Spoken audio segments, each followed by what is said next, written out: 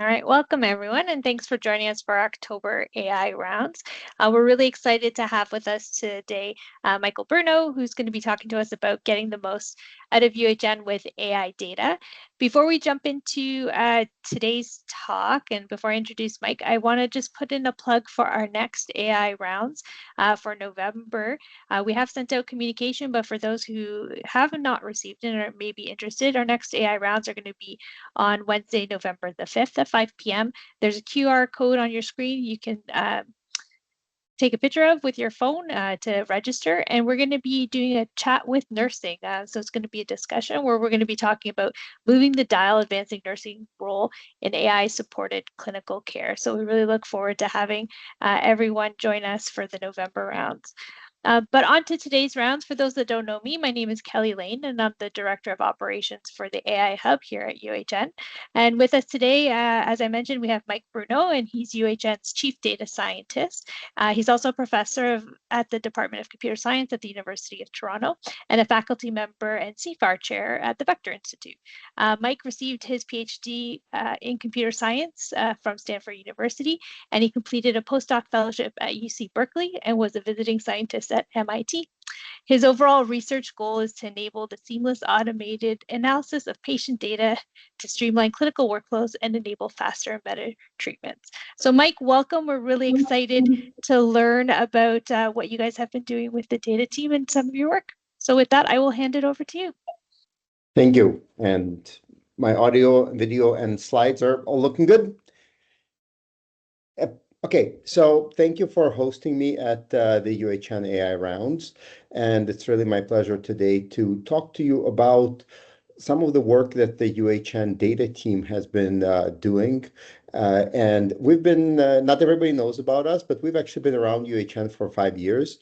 And we straddle the digital and research divide. We sit with one of our feet firmly planted in the IT world, with the other on the research side. And we are working to make data work better for UHN. And because AI really needs data, you can't have AI without data, that we've been also working on deploying various AI solutions. So the data team, we're a team of about 30 some individuals across multiple groups that do a large diversity of things. We have people working more on software platforms. We have a team working on patient-reported outcomes and questionnaires, on machine learning, on supporting genomic efforts, national and international genomic efforts. And lastly, but not leastly at all, we have the team that supports the digital health platform, or the UHN Data Lake, that was originally developed through the hard work of the folks at the Ted Rogers Center for Cancer Research. Ted Rogers Cardiac Research Center, and now is supported through UHN Digital. So some of the things that our team does, so we have a team that builds a platform that allows clinicians or scientists to really structure their data well, and to also collect direct interaction with patients through patient-reported outcomes and patient-reported experience metrics. So the CARDS team, for example, is behind the Your Experience platform that is used whenever people are inpatient at UHN. They get sent home, they get surveys for information that how their stay went, and this information then made available together with through a collaboration with the data analytics team to UHN execs to better understand how overall care is going at UHN. We have a team that specifically works on PROMs, patient-reported outcomes, and two of the examples of things they've built is Voxy, which is an e-health platform for enhancing care for pediatric transplant patients, and it's really like a kid-friendly PROM system being used at Sick Kids and CHIO and a couple other places, as well as, for example, they work on cultural relevant tools co-created with Indigenous children. So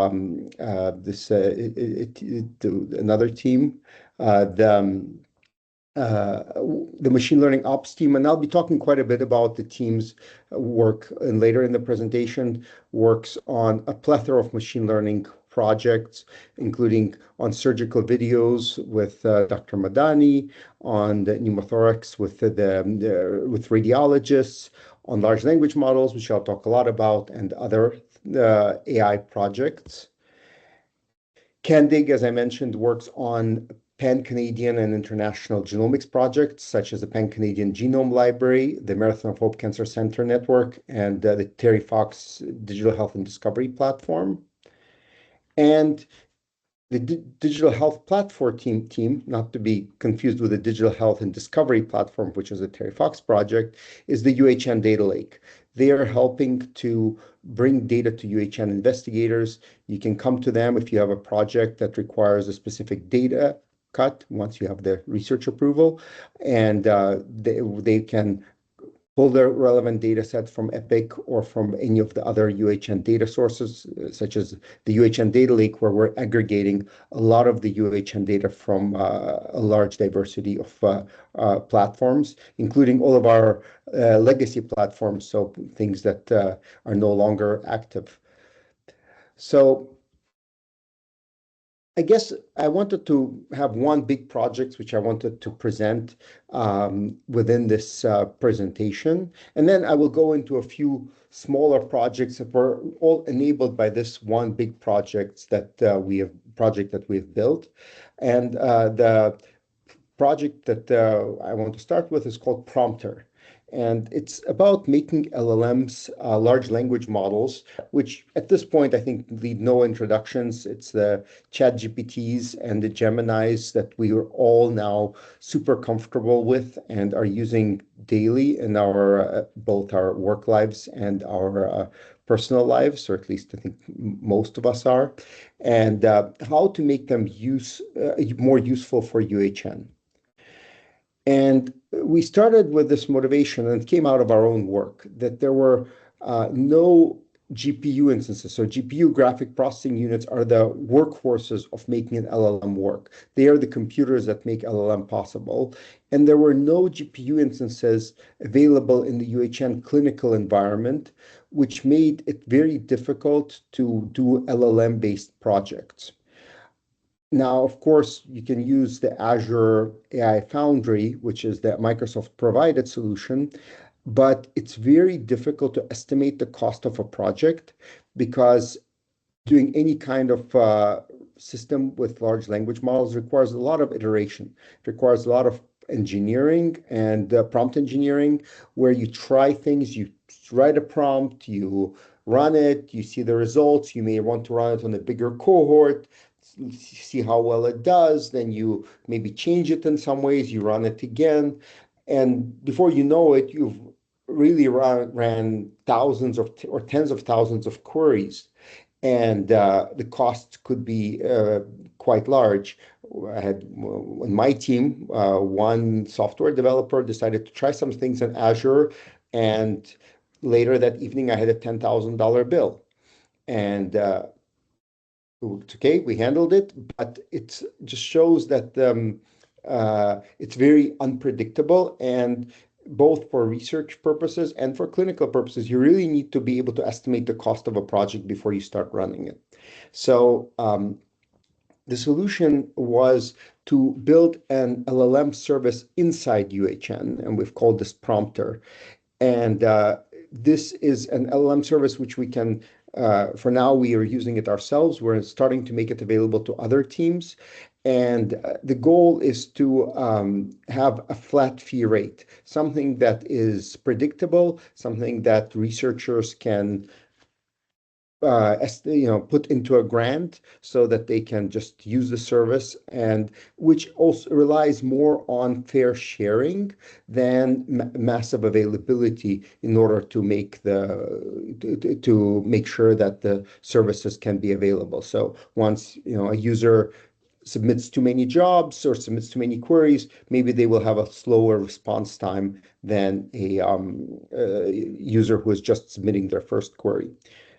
So with that, we started building something on top of some GPUs that we have available to us. And we wanted to be able to support multiple large language models because sometimes a very small large language model is sufficient for the task that you want to accomplish. And I will talk about the chatbot that we're deploying. And for that, the Qwen 3 model with 8 billion parameters was more than enough. Um, and Sometimes you will want to have a large language model, and so we dedicated three physical machines, three GPUs to this, including two relatively old V100 GPUs and one pretty new and pretty fancy high-end H100 GPU with 96 gigabytes of RAM, in which we can run some of the larger models. And built a stack which included basically a professional grade uh, ability to schedule prompts that are requests that are coming in from users, similar to how ChatGPT does in the back end. When you submit a request, it puts you in a queue with millions of other people who are submitting requests all at the same time. At UHN, we don't have millions of people submitting requests, but there could be dozens. And so within that queue, it decides which GPU, which model do we need to run it on? Is that model available? If it's not available, we need to swap it in. We need to bring it up and bring some other model down. And then we use an inference engine, which is called VLLM. And what's nice thing about it, it's OpenAI compatible. And that just means that any code you wrote to work with ChatGPT, you can very easily migrate to work with the prompter infrastructure. And then we're using a platform called LangFuse to trace everything that's happening across the platform, to monitor, to get metrics about how long does it take to answer a query. Are certain users getting more than their share, so that we can figure out what's happening under the hood. So when a request comes in, Llama Swap decides which large language model can we run it on, and which hardware is available to run that model. So it may already be up somewhere, in which case we can just send it there, or we may need to swap it in and bring it up on hardware that's already around, that is not running it right now. Currently, these are the libraries we have inside Prompter. We have all of these smaller and medium-sized LLMs that we're using for some projects. And for the larger ones, we're using Llama 70B, MetGemma, and DeepSeek 32B. We've actually had really good luck with the DeepSeek model. It seems to work very well in our hands. And just to be clear, the model isn't sending any of your data outside of UHN. These are all being fully deployed inside UHN, and no data can leave. And we're in the process of bringing in the open source GPT models from OpenAI into this infrastructure as well. So the UI, this is basically ready, and this is to enable other teams to also leverage Prompter. So far, we've been the only ones who are using it, but we're already talking to the AI Hub and to the Cancer Digital Intelligence teams to also leverage Prompter and use it in their projects. So you basically can set up a project. A project may have multiple users. All of the users are actually connected to their UHN identities, so we don't have to manage identities separately from how UHN does it. If you have a student who joins, they would automatically get an account just by virtue of having a UHN account. If you have somebody who leaves, their account gets closed off because they no longer have an institutional account. And within the project, they can access to many models. Can create projects, and the projects are then get approved by an administrator, and at that point, the project can the users can start doing their work. Now, using this prompter infrastructure, we've already run quite a few projects internally, and I want to tell you about a couple of them. The first, and really the simplest that we ran, was just a simple case of data extraction. And here we're just using Prompter basically raw to de-identify nodes. And this is work for the Digital Health and Discovery platform. They they often get queries for clinic nodes but they also need to de-identify the notes in order to make them available to the researcher. And de-identification is a time-consuming and manual process for something like free text. So we have built a very simple NLP solution that uses the prompter infrastructure, where they can take the notes, they can take the known PHI about the patient, such as their names, and put it into a prompt that then can redact it. So here's a simple note, and the naive approach would be to just tell search the given text and replace any mentions of names with the text dash with arrows. And this works okay, but we found that it sometimes hallucinates. So, for example, in this case, it substituted, water, which was a misspelling of Walter. It caught on to the fact that water is a misspelling, but just with the word he. So it's in this case, it's okay. It's not really make or break, but we found that because of the hallucinations, we preferred not to have the LLM directly edit the note. So instead, we came up with a slightly different approach where we ask it to find all of the references of names of the following in the text and present them as a comma-separated list of names. Make sure to include middle names and misspellings. So it would take the same note and just come back with Walter, Olivia, Janet, and water. So what we would then do is just go back through the note and search and replace for these names explicitly. This way we get much more reliability in terms of what the system actually did. And we've actually done this with a DHP, with the data lake team, where we ran this for them, and then they just validated. They had somebody go through the note and validate that it was properly de-identified. And this was a relatively small data set, 5,400 notes. It took us 30 minutes to do on our LLM, on prompter, and would have this is not a huge task. If we had run it on Azure, it would have probably cost around $100 to do the same analysis, rather than using one of the prompter LLM. So, okay, great.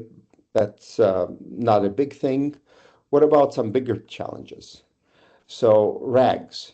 So for those who don't know, RAGs, or retriever augmented generation, is a very popular way of using LLMs, where we are actually utilizing other information in the query. So we find other relevant documents, for example, and present them to the LLM query so that it can respond based on those documents. It's a great way to reduce hallucinations and to make the response much more targeted to your specific goal.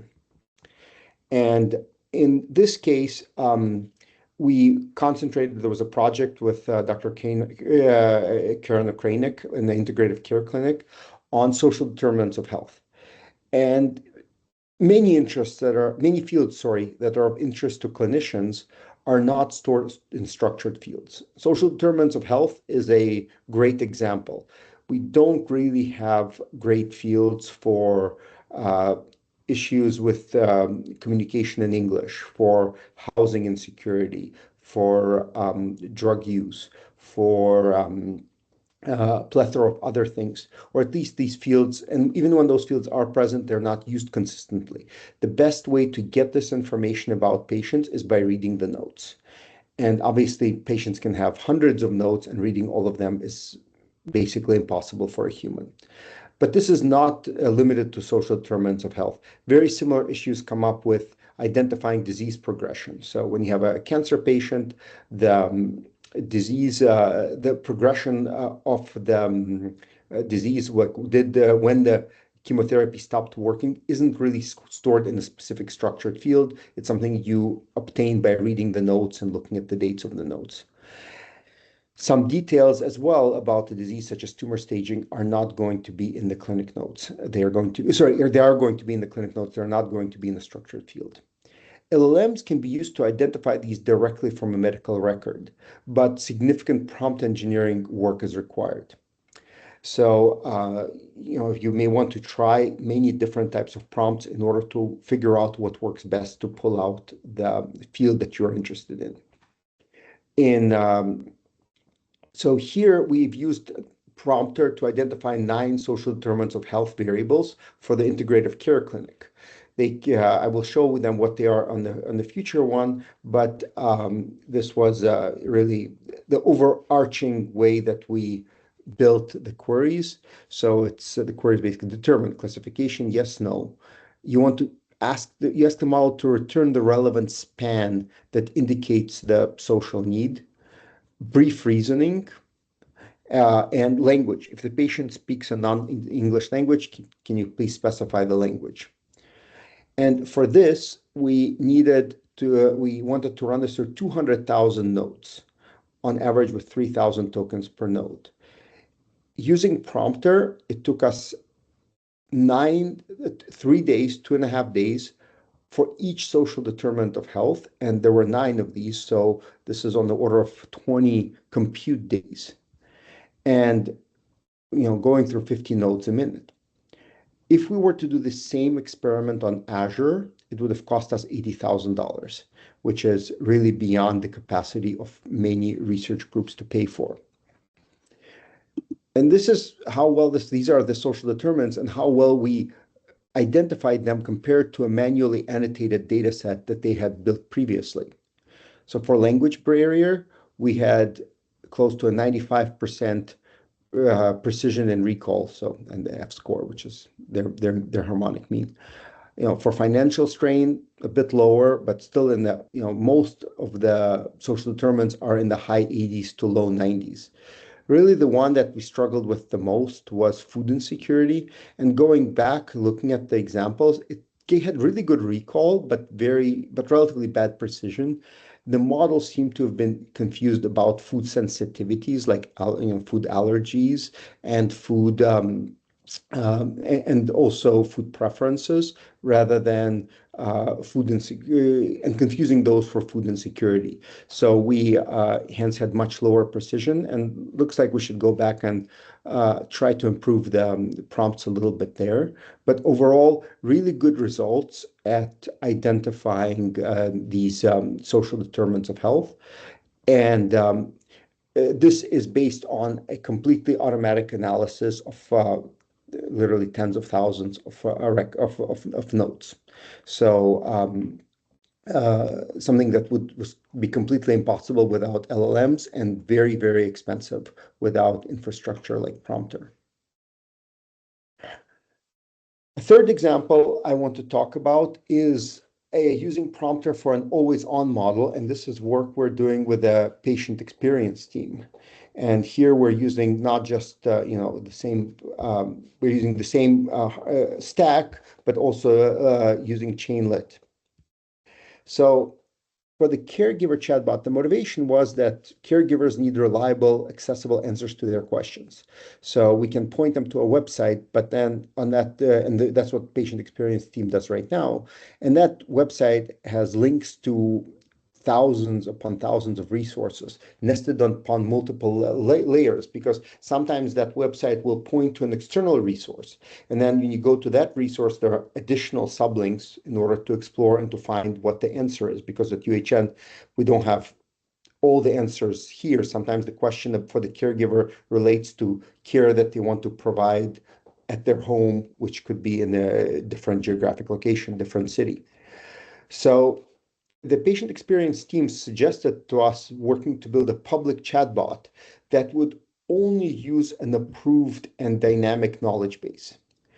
And we talked to them quite a bit about how we build this with safeguards and auditing to ensure that it's safe and accurate, that it's easy for non-technical staff to manage so that they can keep on using it without having highly paid software developers helping them all the time.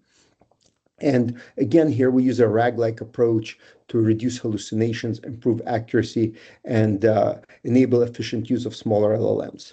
So this is the caregiver chatbot. It provides a trustworthy, sustainable support tool to improve patient and caregiver experience. So this chatbot has already been built. It's actually right now being trialed within the patient experience team. And it has what we have done is we have effectively indexed the websites that right now the patient experience team points the caregivers to, and have effectively said when we get a query, we find the most relevant documents in that website and give those to the LLM engine and say, please answer this question, but only use the documents that we're giving you. Don't use any additional information that you may know from any other source. And this works remarkably well. So, for example, if you type, how can I get a referral for home care services? The chatbot thinks and then says, the nurse can refer you to home care. You can also refer yourself by calling in the number, and then gives you a link where it actually found this information. Similar to how Gemini will give you this information about where it finds its relevant information when you run a Google query. So here's another query. How can I get a power of attorney for personal care? And says, here is lawyer Cleo's guided pathway, and also call this number if you're outside of Toronto to request a kit. And here's the link where it found this information. Interpreter, how do I book an interpreter? And it says, okay, it's recorded, your preferred language is recorded in your health record. We know that's not 100% true, but sometimes it is. And if you require the interpreter, here is the link for language services. And here's another interesting example. What if I ask you for the average temperature in Toronto in December? It thinks and says, I wasn't able to answer that because your question is outside of the topics I cover. Try asking about caregiving tasks, resources, or support, and I'll do my best.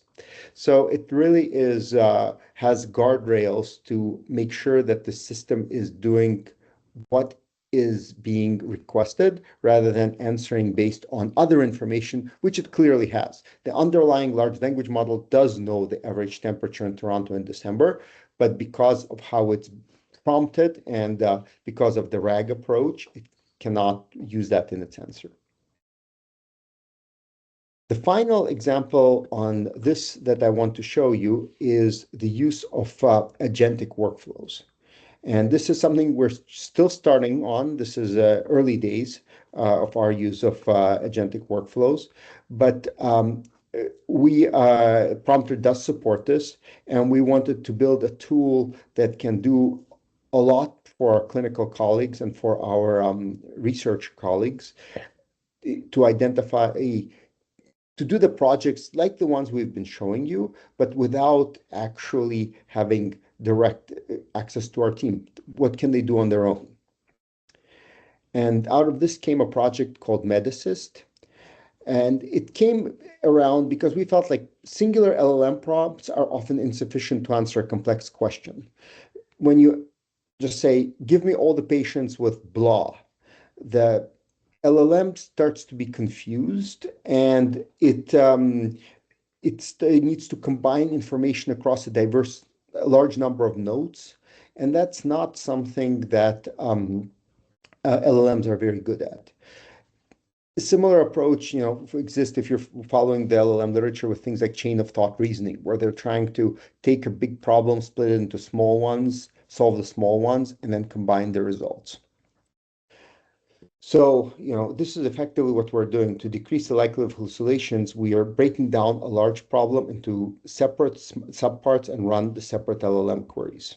And this is what MedAssist can do. And so I'm going to go to a small demo, and I'm actually going to, instead of starting a new prompt, I will go to, I'll load the workflow just to show you what one can look like. And this is the example workflow for social determinants of health. So, you can say something. I want to generate a plan to identify patients with social determinants of health. I want the following plan. Read every patient note. For each note, identify the following flags: language barrier, financial strain, social isolation, housing insecurity, depression, addiction, food insecurity, and so on. And the model itself will generate a plan. And here's the plan actually on the left. So you can actually see it. It says loop through the notes and highlight the sections of the note relevant to SDOH. And then it's the only thing it's going to do here is highlight the patient note. It's going to take the note and here's the criteria. It's going to highlight it.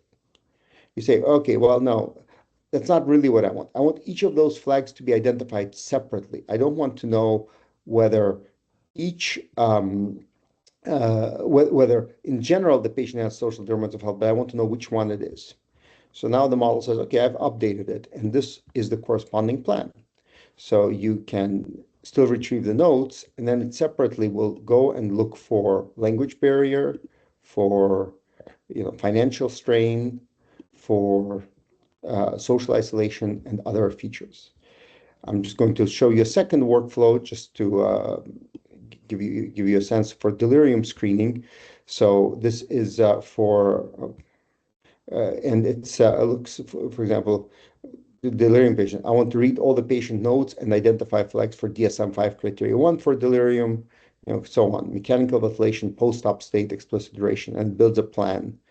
And then you can ask it, for example, what are the drugs that are used to treat, in this case, pediatric delirium in the ICU? And it gives me a list of medication names. And then you say, okay, I want to add to the plan the following. If it's highlight the patients who are taking the following 5 medications. And you can see that the plan has been now updated and it goes through these medications and highlights these. And the plan can then be executed. So if I go, I'm not going to execute a plan right now because it's going to take a while, but I can look at social determinants of health demo. Here's some fake data with some fake MRNs. You can view the patient. They have notes. You can view the notes actually if you are curious. But you can also sorry. You can also go and see the you can see the sorry, I'm a bit lost. 1 second. You can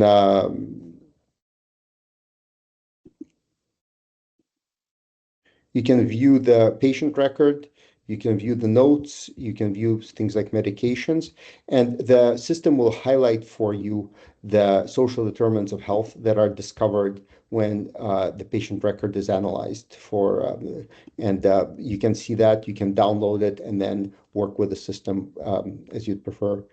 The system, you can see here are the tools that are available to the system, and we can add more tools. So things like get medication IDs, read medications, and this is based on a data set already built and provided to the model. So this is still very much in development. We're trying to figure out how to best use the system. If you have projects similar to the social determinants of health one, where you would like to use a system like Medasist, please reach out to us. We would love to talk to you and figure out with you what are some of the best use cases for a system like this.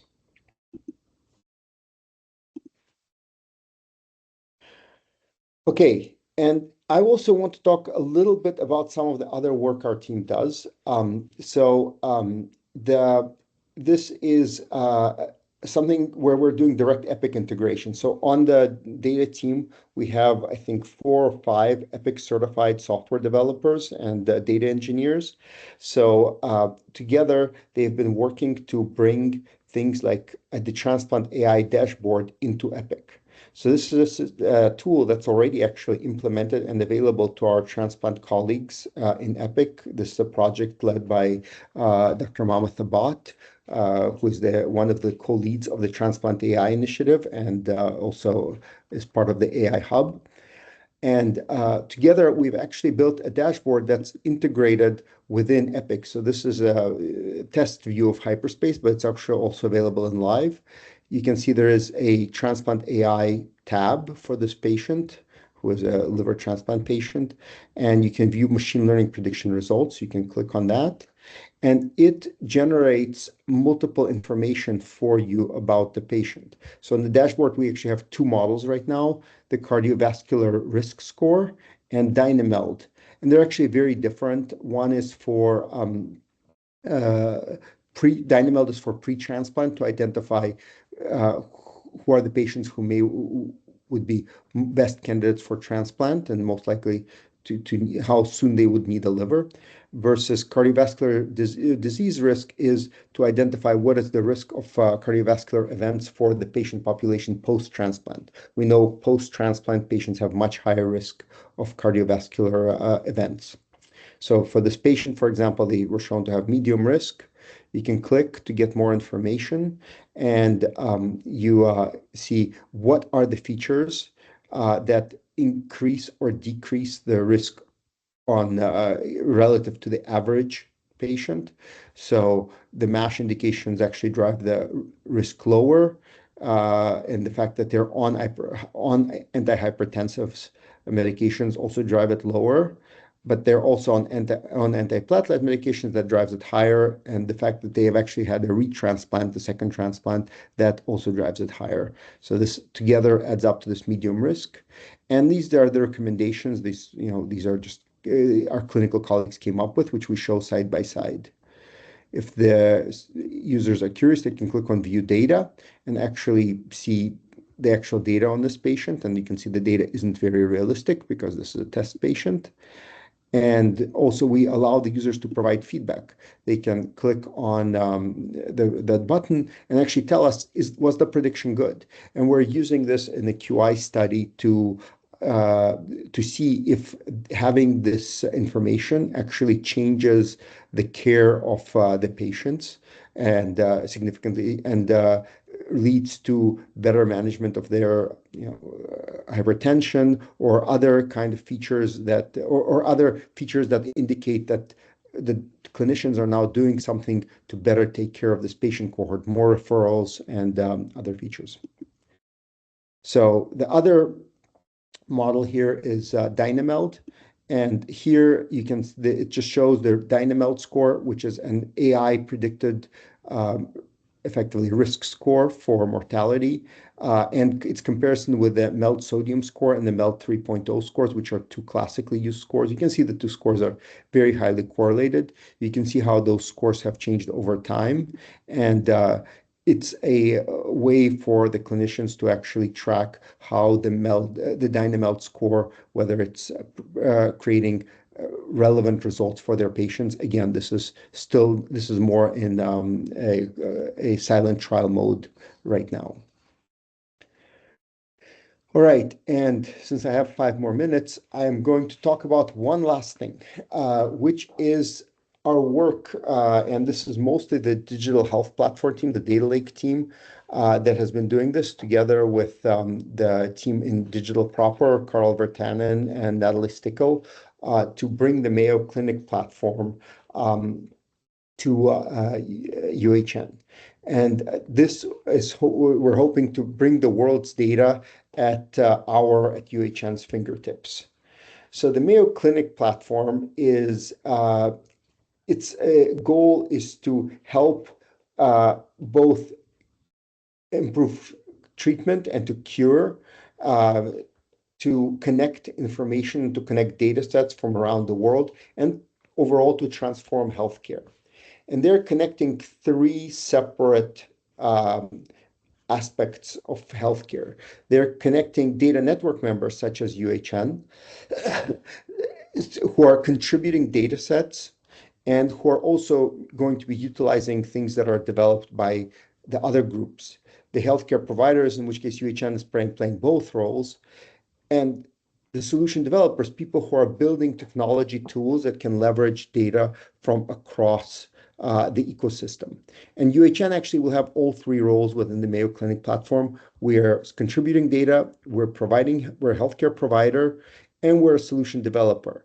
The difference being is now we will have access to data from all the other network members and solutions developed by other network members as well as by companies.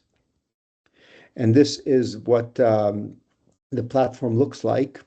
And you can see on the right, it has the data providers and the healthcare organizations, and on the left, companies. And we're all connected to each other, and through the Mayo Clinic platform, we're connected to the companies. The goal of the platform is to accelerate both simplify technology adoption for the startups and allow us to try new tools in a more transparent and seamless way. So I'll just skip this. And it also provides advantages for research and commercialization because for investigators at UHN, we will have access to fully de-identified privacy-compliant data set, both coming from UHN as well as access to data from all of the other data partners in the platform. It'll help to streamline the research process because it'll reduce the time and resources required to plan, prepare, and access the data, which will already be ready before you even ask the question. And we're hoping this will accelerate translation of research into clinical workflows, improving patient care and patient outcomes. At the same time, because it also enables companies to work with us to do all of these things, it will attract and develop new academic and industry partnerships. And this is how we generally see this happening at UHN. We have our Epic data, it's flowing to the digital health platform. And from there, we are extracting a data set, putting it through very rigorous privacy standardization. We're making sure it's de-identified to the UHN standard and putting it into another data resources where it will be fully de-identified and where it can participate in federated data sharing with other hospitals in the network. And here are some of the ones that are furthest along. So Sheba in Israel, Mayo in the US, Albert Einstein in Brazil, and Mercy and also in the US. And our data will stay at UHN. We're not going to give our data to Mayo, same as Mayo won't give their data to us. What instead will happen is that the Mayo Clinic platform will enable you to build queries and to build workflows that would leverage our data and all of the other partners' data in order to do groundbreaking research that could not have happened without access to a broad international data set. Because the data in this de-identified data lake has undergone the full de-identification, we're working right now with the REB to create a much simplified pathway to access this and other de-identified data sets, things that which can then help streamline your projects and make them easier to run and easier and faster to get off the ground. So the Mayo Clinic platform comes with really neat tools like the cohort visualizer, which allows you to build a cohort of patients based on a bunch of parameters right inside their user interface without needing to know how to code. And this is mostly going to be based on structured data, but we're also working on enabling large language models, such as what I've shown with Prompter. And the Mayo platform will finally help with UHN with commercialization, both by creating our own behind the glass data set, which can be used to have collaborative projects between a UHN PI and the company. For example, company-sponsored research. And there is possible to have even external company to directly access UHN data. It says license from the Mayo Clinic. It's really not licensed from the Mayo Clinic. It's our data. The Mayo Clinic is not going to be licensing it, but there is a process through which we work with Mayo because it's under the hood they're using their platform. But because we have data from all of the other hospitals, it's now possible for many other projects to run that utilize UHN data together with data from all of these other hospitals, including external companies just working with Mayo to say, we want data from across this network. And when this happens, there is benefit to UHN from having these projects run. All right. So hopefully these slides give you some sense of what the UHN data team is all about, what we are working to build at UHN. Here are some of the friendly faces that you will see around if you visit us on the RFE. And please, and on the right are some of the funding agencies that have worked to sponsor our work. But if you have any AI projects or you're interested in Prompter or you're interested in Medassist, please don't hesitate to reach out. We would love to talk to you and to figure out how we can help support your research. Thank you for your attention. Thanks, Mike. That was great. A tremendous amount of work. The question I was actually going to ask before I open up to the group was for those that are interested in prompters, should they just email the data email? I think you guys have a generic email, or do you want everybody contacting you directly? What's the preferred Yeah, method? there is a generic data email, or they can contact me. I would then forward them to the right people, and we would be very happy to talk to them. Great. All right, let's open it up to the floor for questions. We'll start with Benjamin. Go ahead. Yeah, thank you very much, Mike. Really, really impressive work. I was wondering for the MyoConnect platform, if I understand correctly, kind of the raw data are being uploaded on their platform. They do the de-identification on their platform, and then you take the data back for the de-identified DHP, de-identified data lake. Am I correct? Yeah, so that picture is not 100% accurate, and that the data goes in, they de-identify it, they structure it, with respect to OMOP. That resulting data set is then sitting in the within the platform, and you can both access it if you have from within the environment, or just for the UHN data, not for other partner data. The UHN data we can download from the platform and then use it internally as well. And we will be downloading it and using it internally, so that if you have a project that, for example, you want to, we will be running our version of the Mayo Clinic platform on Azure, but let's say you have a ton of AWS credits and you want to do a project on AWS within the UHN approved environment, but using this data, and you want to move the de-identified data to AWS, that will be possible as well. But I was wondering, what's the scope in terms of both the patient population at UHN, and also I know there are different phases for the kinds of data that will be de-identified in phases, right? In first. Absolutely. Can you comment on this? Yep. So the patient population at UHN is literally every single patient at UHN who is not black boxed.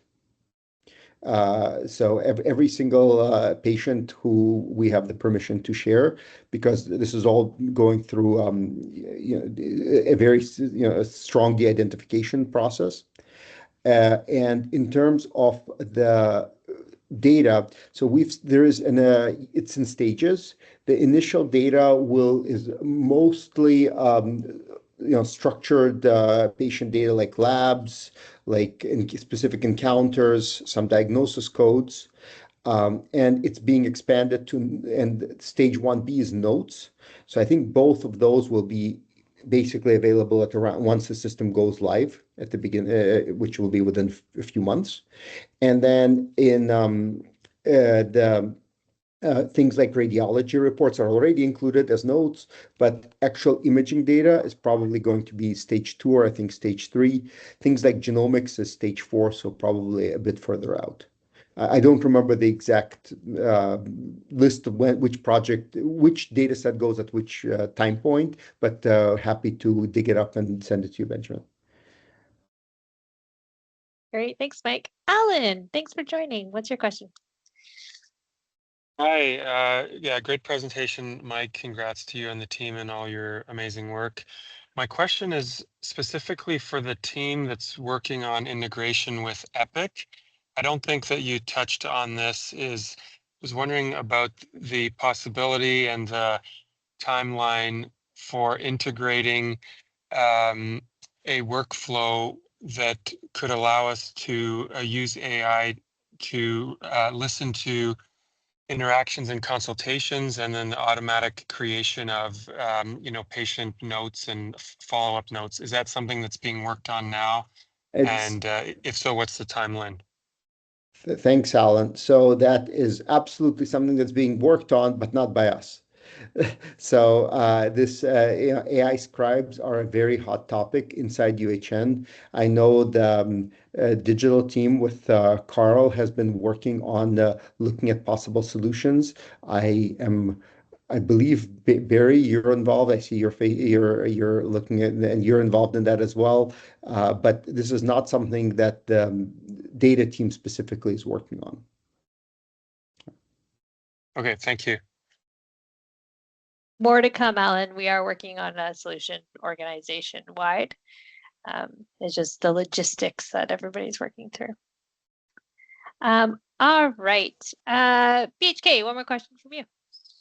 I don't want to take the spot, so if anybody wants to ask other question, feel free to interrupt.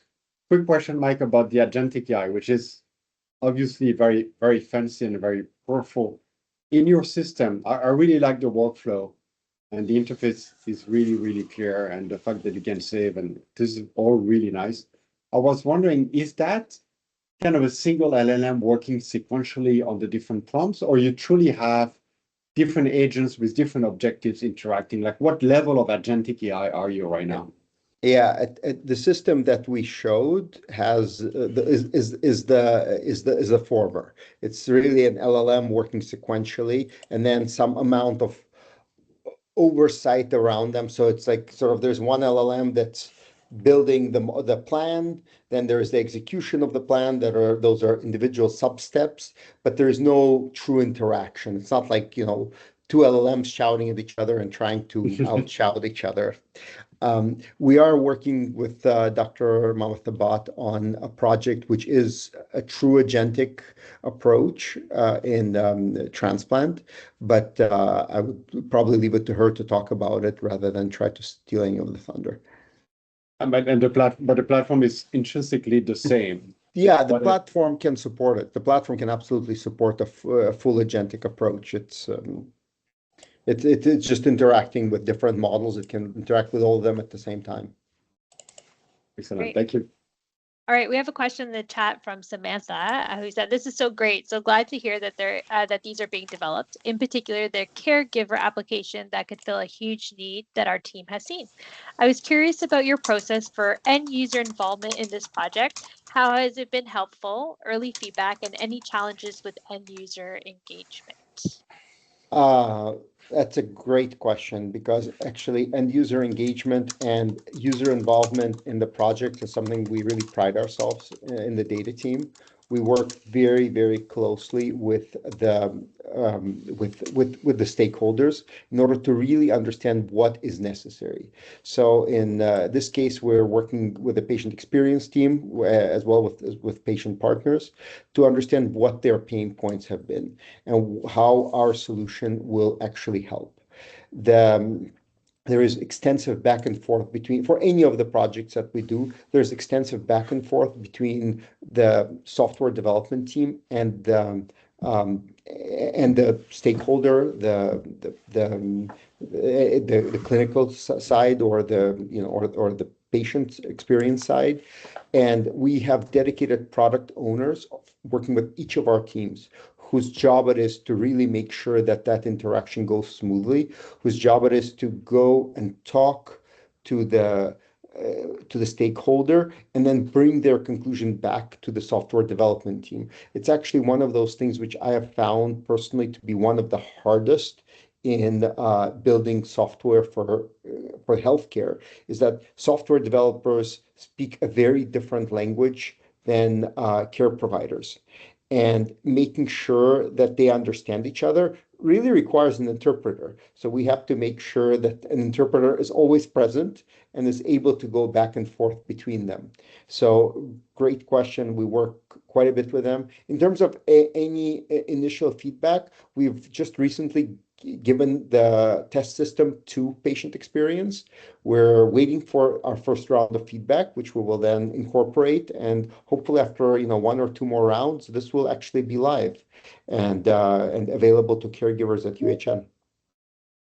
Great answer. Samantha agrees with you with regards to the interpretation and needing the interpreters. All right, last question before we wrap up from the chat. Laura is asking if any programs are using AI to extract data from Epic for ministry reporting purposes. Are you aware of any?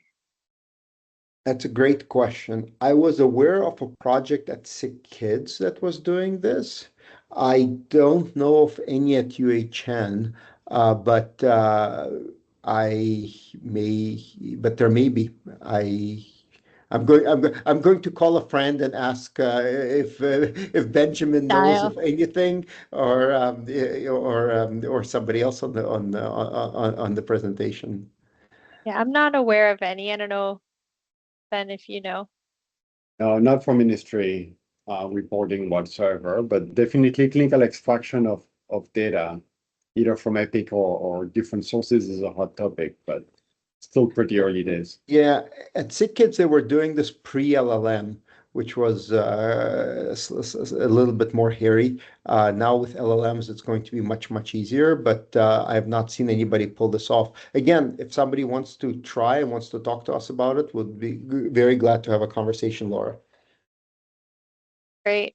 Well, Mike, I just want to say congratulations to you and your team. It's such tremendous amount of work that you guys have been able to achieve. And thank you everybody for attending on an afternoon, Wednesday afternoon. So I hope you all have a lovely evening and hope to see you for our November rounds. Thanks, everyone. Have a good one.